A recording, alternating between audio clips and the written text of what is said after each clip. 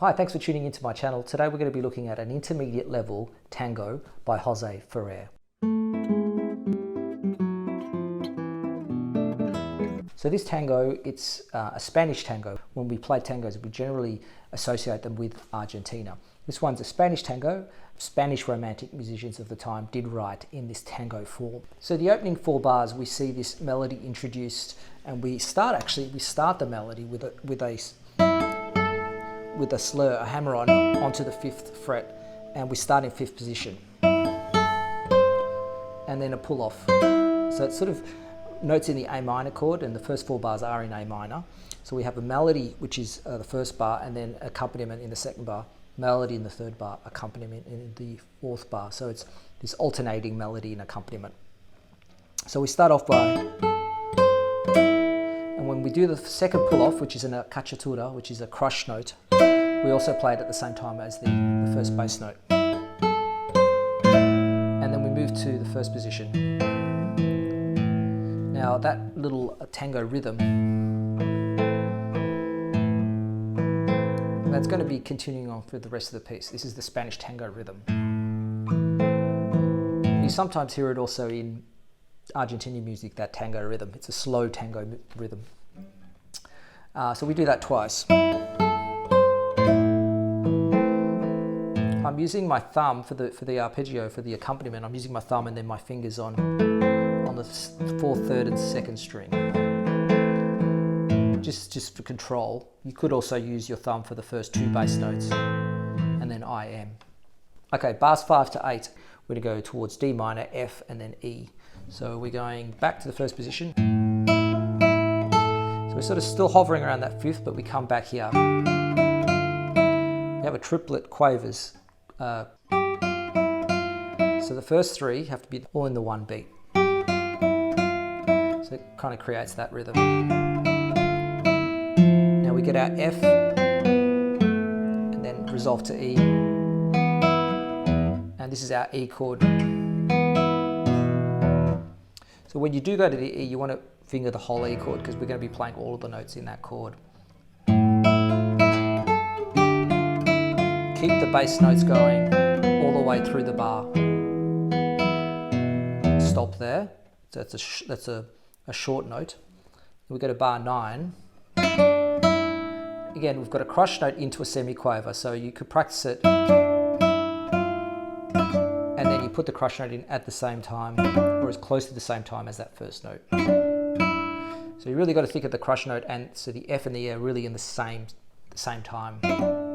And then that D comes very quickly as well. And we've got a G7. Same thing here. So the G7 to a C, that's a 5-1, and then in C, so it's a slight inkling of a major tonality, of the relative major, but then we'll quickly go back to the E7. Obviously you've got to organize your right hand so that when you're playing the G7, you move your IMA fingers to the top. And then shorten those notes. And that crush note from D to C, playing rest stroke. So there's our little sequence of 5-1s, and then we're moving towards the end of the phrase, bar 13. So the crush note into the triplet. It shouldn't be dotted, it should da, da, da, da, da, da. You kind of have to think triplet. And the B flat there kind of sounds like a B flat major, which again, it's a Spanish tonality, could be a D minor or a B flat major. 1 to our 5 to our E7, and then quite a low A minor voicing, which requires a little bit of a stretch for the 4th finger. It's a root position A minor, much like you would play on a piano, which is a bit unusual for guitar, and I really enjoy this. Again, our fingers moving up to the bottom 4 strings for the control. Try and leave all the notes ring as much as possible over that. Now the second half is in A major, so this piece is in binary form, which is two parts. First part is in A minor, second part is in A major. So we're introducing three new sharps, and we're moving our way up to the 9th position. So I would encourage you to play these thirds without the ornaments and just get used to that rhythm. We're going to go.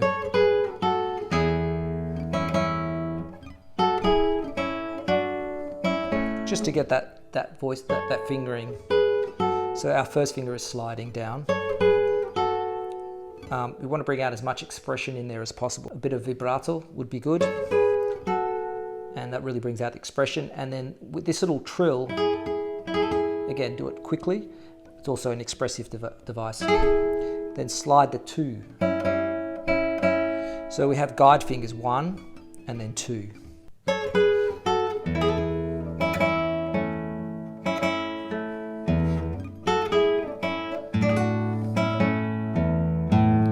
Because we're playing open bass strings, you also be mindful of the ringing, especially when you're going from E to A, because we're going to go. Now if you go straight to the A, you're going to hear this E ringing out, so you want to stop that. So what I usually do, I play my A note, and then when I move to the next note, I just touch the E string. So over the next 4 bars, bars 22 to 25, we have the triplet figures returning, and we're going A minor to E, E to A minor. So we're going to go little, so we're going from A and then, so you need to sort of organize your fingers. I would probably tend to do that bass note with the thumb, okay? And in second position.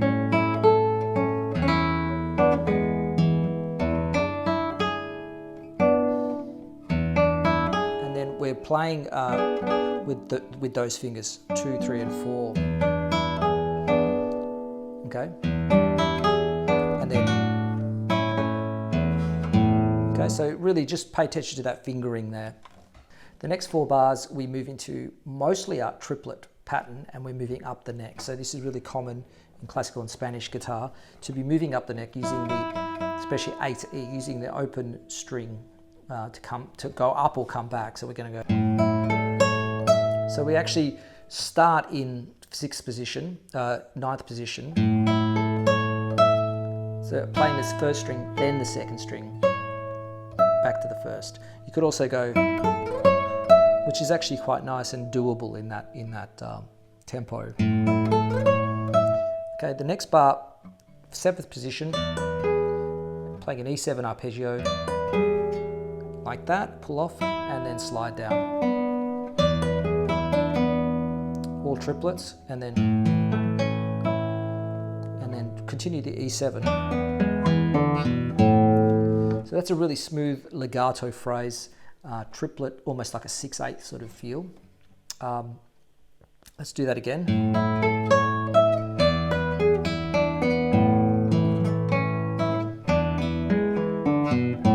Again, pay attention to the bass notes, which are going to be ringing a lot. And then we get to this bar 29, bar 30, with a stop, and then we're finishing off with this little contrapuntal phrase. I would start off probably with the I finger and then the bass notes with the thumb.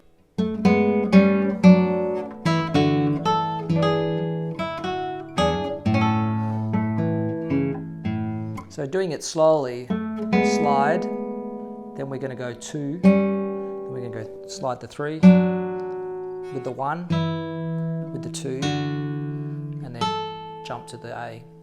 And then we play an E7 chord here, keep it down. So here, I would hold the E. So you can either go or go with a pivot. Probably the way that I'm playing it here, and then back.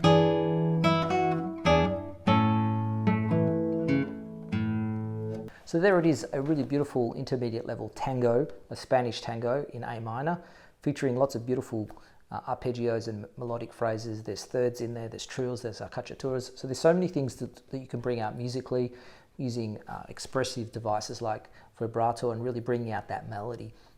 Spanish music's really romantic and usually very lyrical. Aside from the flamenco aspects of Spanish music that can be very percussive, this style of music has to be really brought out in a romantic way, really sung like. Imagine yourself singing this music and see how people react to it. The litmus test is just to see how people react to this music and if they're moved by it, which is always my aim when I'm playing guitar. But thanks for getting to the end of this video. I hope you enjoy it. And of course, you can head over to latinguitarmastery.com where I've got all of these notes in the blog post. And for members, you can get downloadable play-along tracks, which are really useful in working out the rhythms. And also, you can slow them down and print the scores as well. If you like the video, go ahead and hit the like button. If you haven't subscribed already, it'd be great to have you on board. I publish like a weekly video on usually intermediate, sometimes beginner, sometimes more advanced techniques, guitar knowledge, and Spanish guitar, Latin guitar styles. Hope you'll join me in this Latin guitar journey, and I'll see you next time.